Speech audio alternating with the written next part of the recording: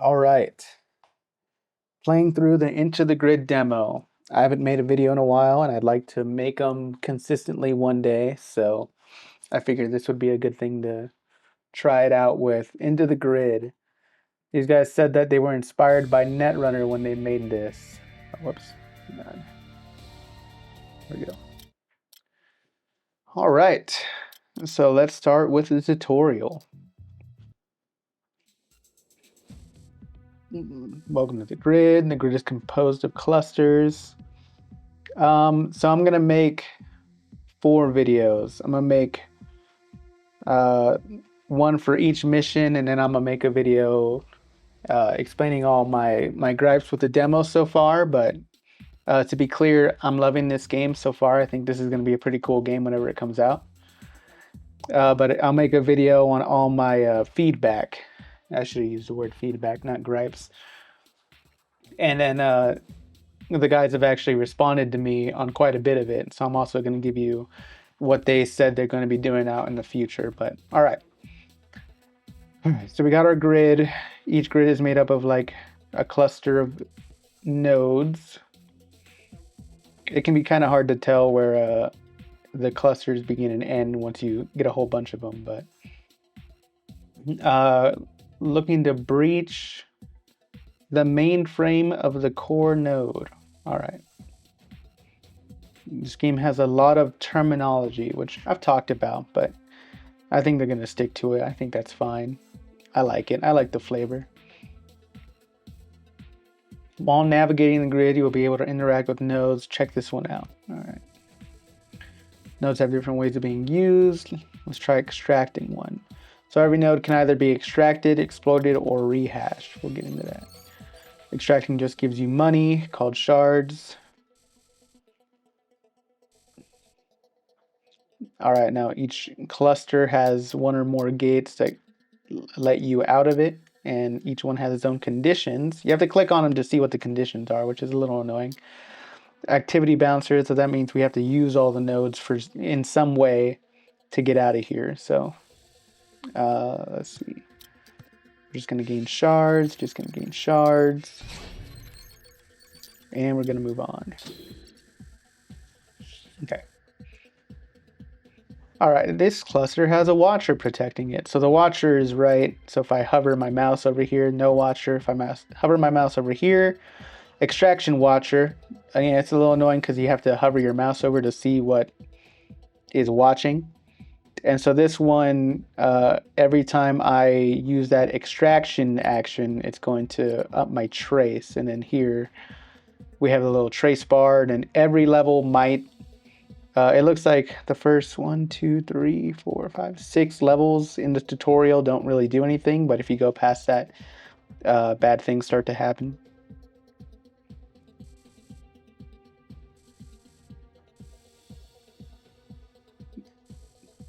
You can hover over each trace level. All right.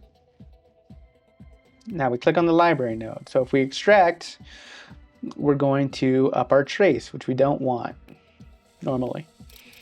So we'll exploit it instead. And every exploit action is different depending on the kind of node. So on library nodes, it just ups the amount of shards you get on future library nodes, which is neat.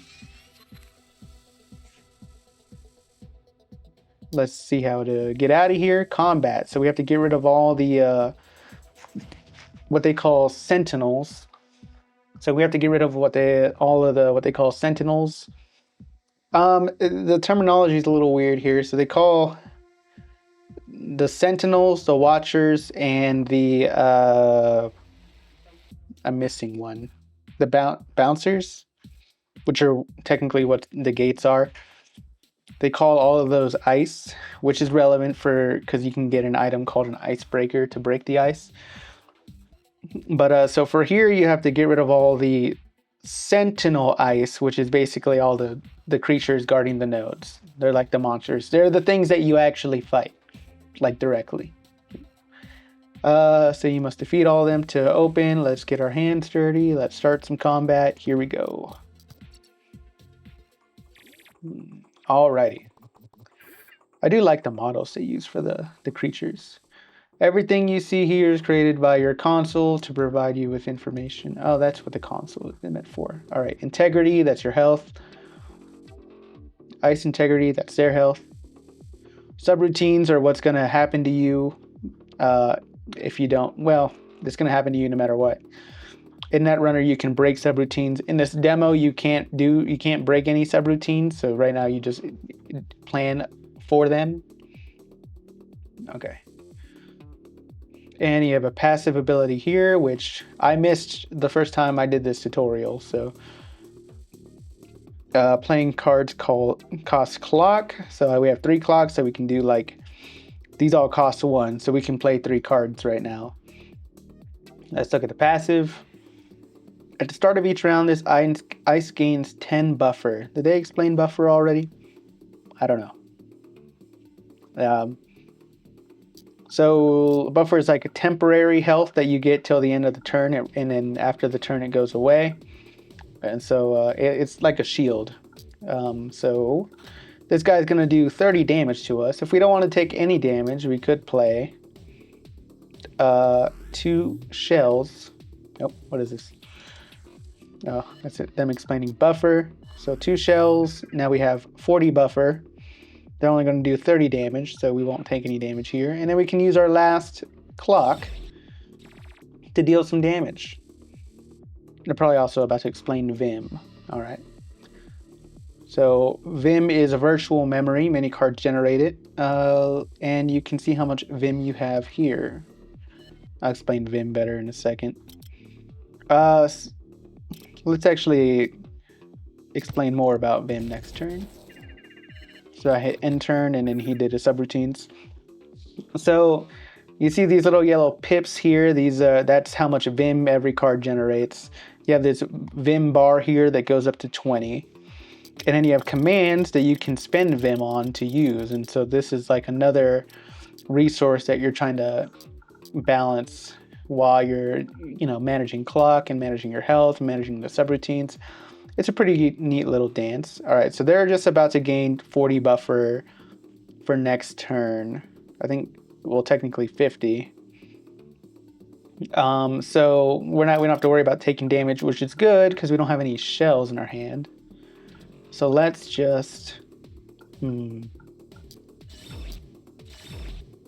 if we get to 10 Vim, we get extra damage out of this, but we are, actually, can we reach that? We can not, because if I spin Vim, I won't. This gains me 1 Vim, which puts me up to 9, so I guess I just do this, and I'll just gain the extra Vim and end the turn. Remember, you can visualize all your cards you want to draw in your repo. Oh yeah, your deck's called your repo. I'm not a big fan of this one, but that terminology, but it is what it is. Actually, repository isn't that bad, but recycler is a funny word, I think. All right, let's see. He's got 80 health, 30 actual health, 50 buffer. If I can kill him this turn, that'd be nice. I can do 40 damage here, and then this card decompiles, which means it leaves my deck for the rest of the combat. So we'll do that. 20, and boom. Easy. All right, we get a new card. Oh, wow. What the hell? This one gains you damage and buffer, which is pretty cool. But,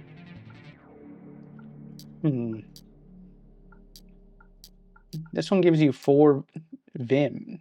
Just seems too good. All right, so I unlocked the gate. Let's see.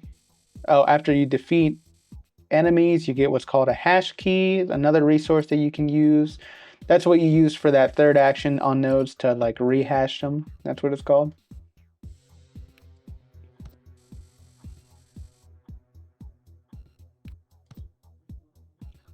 Let's keep avoiding the extraction watcher. Do they want me to rehash here? Yes. I don't really like using hash keys on just more shards, but the tutorial will make us do it. And then every node has a different effect when you rehash them. Okay, let's move on.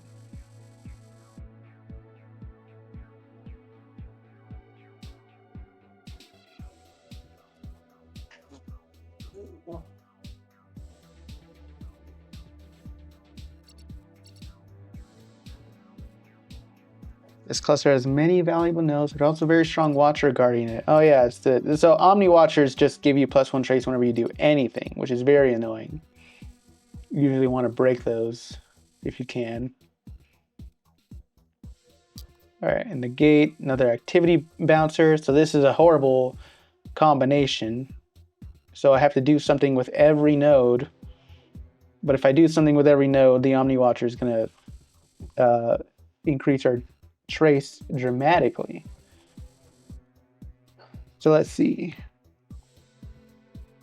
So first thing we want to do is, where are we? Can I hit escape here? Oops, nope. Oh well.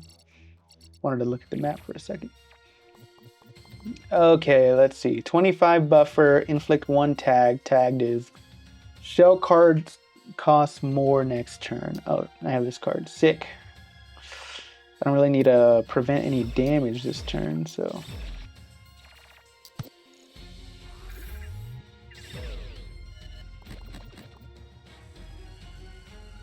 You may receive buffs or debuffs, so you can look at them here.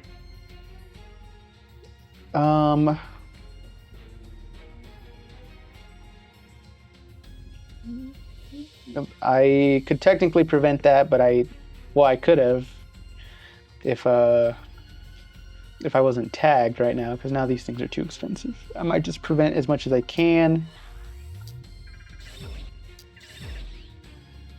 And then in my turn. Okay, what happened? I've been debilitated. Reduces outgoing damage by 30%. Why did that happen? Every time this ice deals damage, it inflicts 1 debilitated. I see. Okay, don't have to prevent damage again this turn, so I'm gonna just...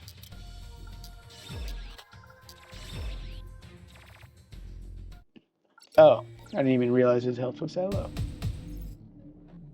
30 damage, 4 temp Vin, which is a bit of a weird concept. 20, this one doesn't cost any clock, which is pretty cool. This one is 35 buffer, 4 temp Vim. What does index do? Start your turn drawing 1 extra card. I think...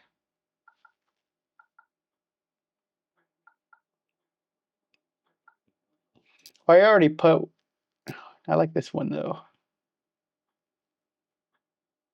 4 temp Vim. All right, okay, I like it. I can't help it. All right, we got a hash key and some more shards. Now we click this, and now we want to... So with render nodes, if you spend 2 hash keys, you can get an icebreaker, but we only have 1. So now we need to go fight the other guy.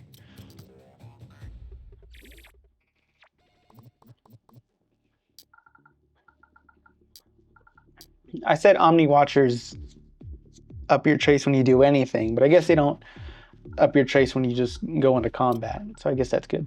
Okay, 20 buffer. And then here we just gaining bin.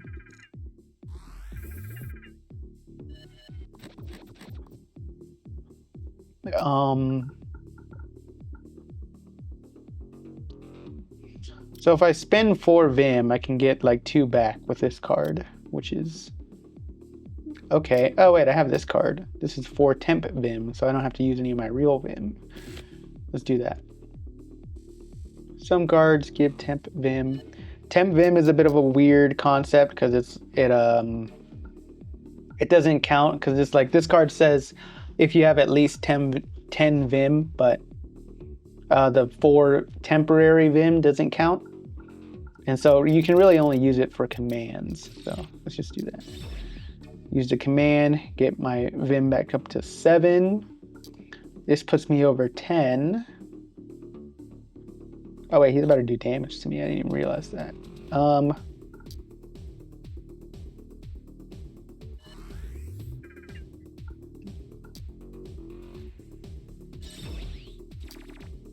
All right. He does a lot of damage to me this turn. There's not much I can well, I can kill him. Could I just killed him last turn? I probably could have, huh? Shit. Oh well. Didn't have to take any damage. If you've activated at least 2 commands this turn instead, I probably won't be doing that very much. Gain 1 index. Gain 1 clock. This is good. Gaining clock is huge. All right, now we got our 2 hash keys. Now we get our icebreaker. Because we rehashed, our trace went up by 1.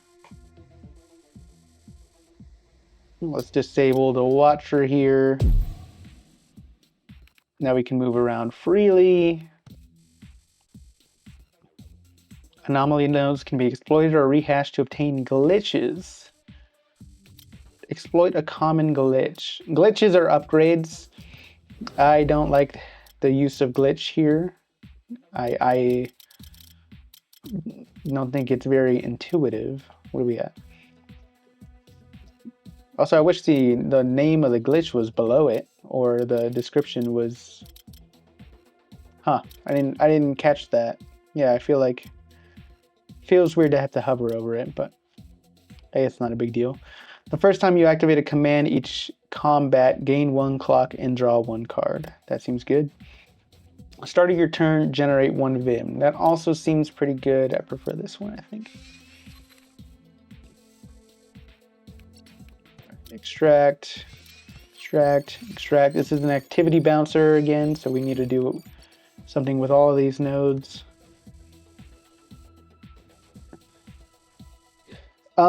Let's see. So source nodes are like a store. So you can buy a card, you can buy a glitch, or you can buy an icebreaker. But we'll need the icebreaker for the end.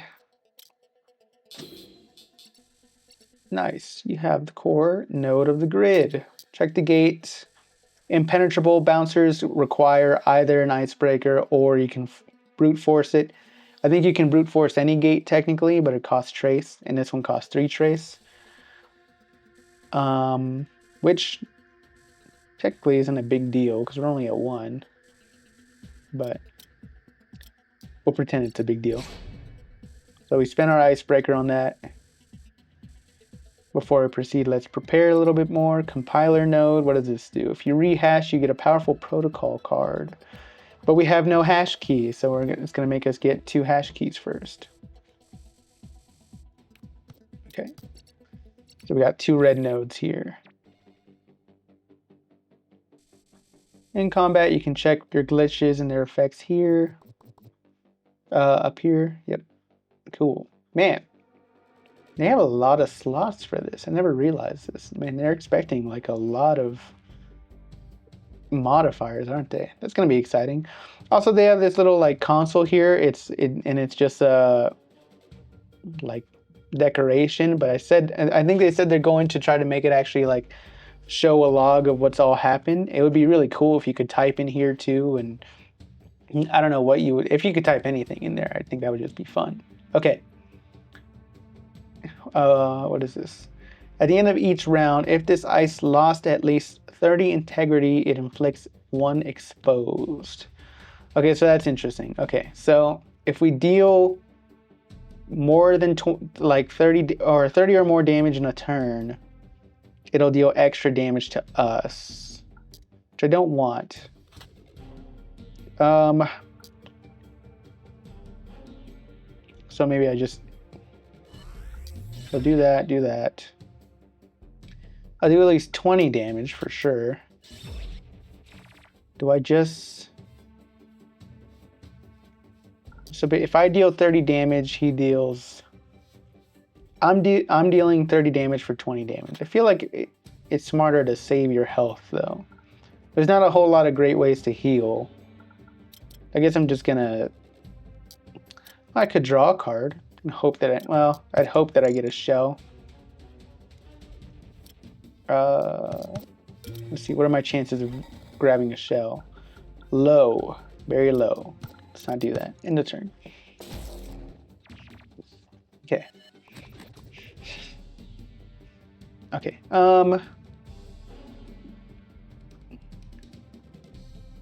Okay, we can afford to expose, I think, for this turn. So gain 50 buffer next turn, inflict 1 starved. Draw 1 fewer card. Okay. So we got our temp Vim here, which we can use to draw a card. Cool. We've activated a command next turn, so we can play this for free, basically. Gives us back a clock. We don't need the shells now. We have 3 clocks, so we just... Oh, I think we win. Cool.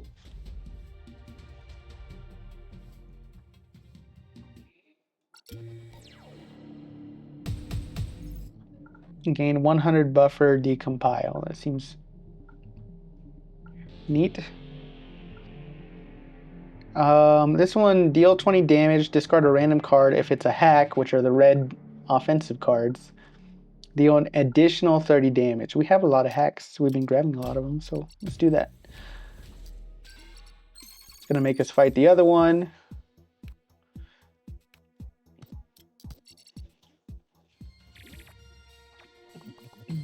All right, let's look at its passive first. When this ice integrity reaches 70 or less, it greatly upgrades all subroutines. Okay, cool. Deal 40 damage. If the first subroutine hit, inflict 1 exposed. And if it didn't hit, self-inflict 1 exposed. That's cool. But I can't... I didn't get the opening hand I need to prevent that damage, unfortunately. So, can I get... Is there a way to get another... So I can get to 4 Vim to draw a card. And when I draw a card, I get 1 extra clock. I'd still only have 1 clock though, wouldn't I?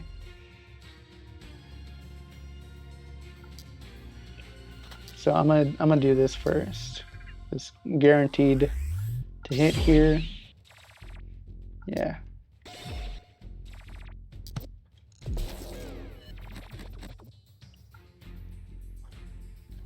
Wait a second, why did it do so much damage? Did I miss something? What did I miss?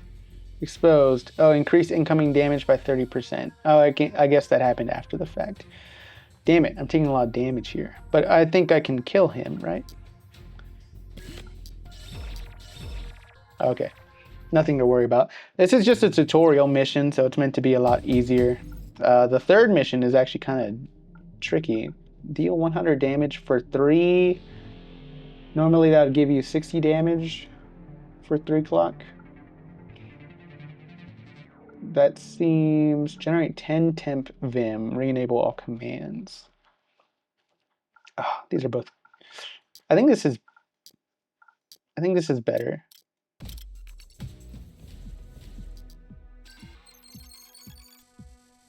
Finally, you can rehash the compiler node. All right, we get a protocol card. Protocol cards are like ultimate cards, I guess. I don't really know what to compare them to. So they're one-time use, but they give you like a buff for the rest of the combat. So every time you activate a command, deal 20 damage. The first time you activate a command, each turn, gain 1 clock. I like that. Let's restore some integrity. We're almost at full health. And then you can change your commands here whenever you need to. Drawing a card is actually pretty good. So I like either drawing 1 card or gaining 1 Vim every time you play a card. Either of those are pretty cool. I think I don't really like the dig command that much. I probably prefer optimizing. So it just makes the 1 cost card 0 for the rest of the turn. Echo, I don't know how to use that well.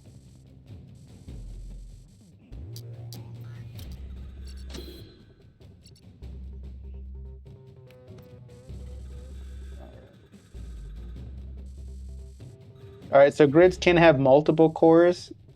So if you find a core, you can either extract for a lot of shards or gain a whole lot of health. But then you'll have to find another core, which I didn't realize. So be wary of that. Okay, let's fight the boss. Can we prevent all damage? No. Temp Vim.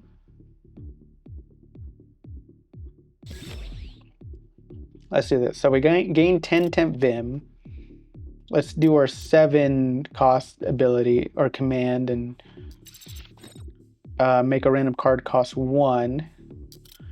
I think we drew the first time you activate a command each combat. Oh, it's only one time. That's kind of sad. I didn't realize that. Okay. But we drew a card and gained a clock, so we still have 3 clock, which is great. So we can play all our cards here.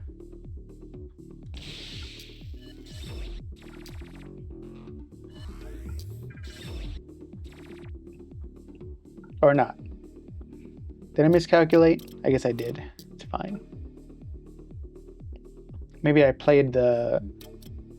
What did I just do? Huh. I think I just miscounted. Whoops. All right, end turn. Took a little bit of damage, but we're doing fine. Deal 60 damage, which again, we can prevent all of that. So we deal... Oh, let's use the... No, I want the real Vim. So I want this. Now we take no damage. And then we'll save our Vim for the next turn. Okay, he's not doing a whole lot. Oh, we get this card. The first time you activate a command each turn, gain 1 clock.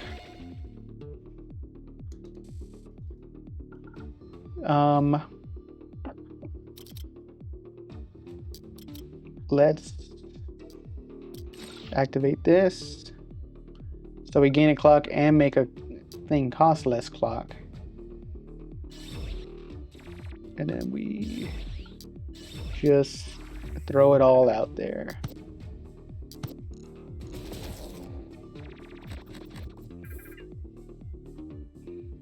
All right, let's gain the Temp Vim first. Let's get this out of the way. Draw 2 guards and gain 2 clock. My odds are still pretty good of hitting this, so I'll do that. Yep. Gain. Yep. I keep on not looking at their health. I'm just so focused on the cards, but okay.